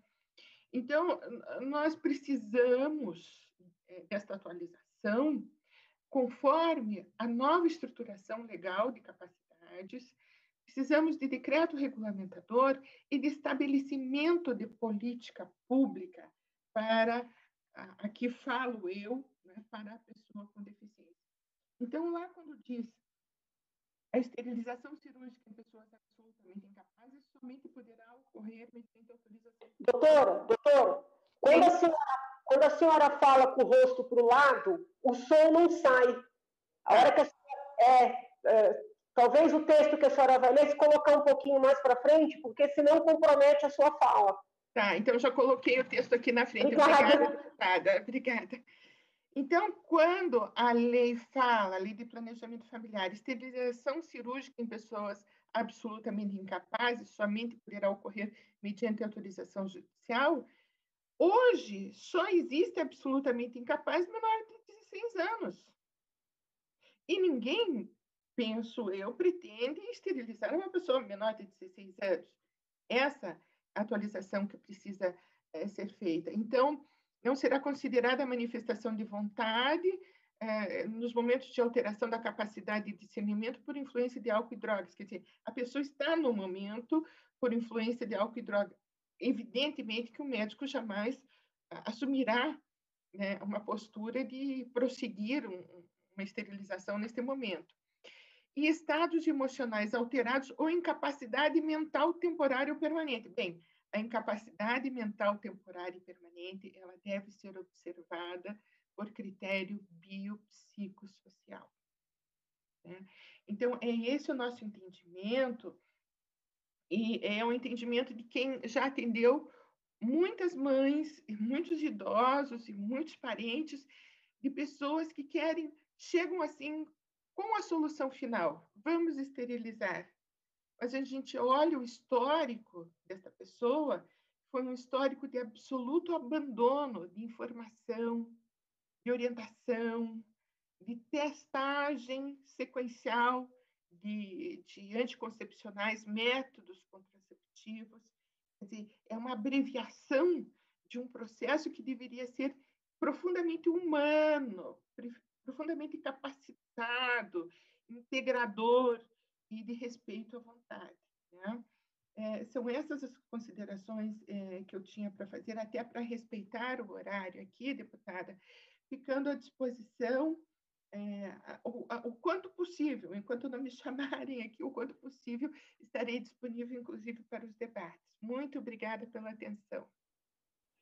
Eu que agradeço Rosana, mais uma vez, senhora disponível aqui para dialogar conosco. Agradeço na pessoa da senhora também o Ministério Público do Estado do Paraná, tem tido um olhar bastante sensível para essa questão. E quero uma vez mais, né, para aqueles que entraram depois, lembrar que nós estamos falando de acesso a métodos, né, contraceptivos, especificamente esterilização para homens e mulheres, e sempre com respeito à autonomia individual. Né? Não está em debate, eu respeito quem pensa diferente, mas não está em debate esterilização compulsória. Né? A ideia é que as pessoas possam exercer a sua autonomia amplamente. Né? E a lei que veio em 1996 permitir, né, ou seja, veio garantir acesso a esses métodos, hoje acaba sendo muito restritiva. Então, esse debate é para que nós possamos chegar a alguns consensos para atualizar essa legislação. Então, dado que nós iniciamos às 10 da manhã, eu vou chamar um breve intervalo de 1 minuto para que todos possam ir ao banheiro, tomar uma aguinha, e nós já estaremos de volta na sequência com o Dr. Gabriel Schumann, que é professor da Universidade Positivo, doutor em Direito pela Universidade do Estado do Rio de Janeiro, e sua tese versa sobre pessoas que fazem uso abusivo de drogas ilícitas. Por enquanto, muito obrigada àqueles que ficaram conosco até aqui e a todos que participaram e tiveram que se ausentar por causa das suas atividades. Um breve intervalo.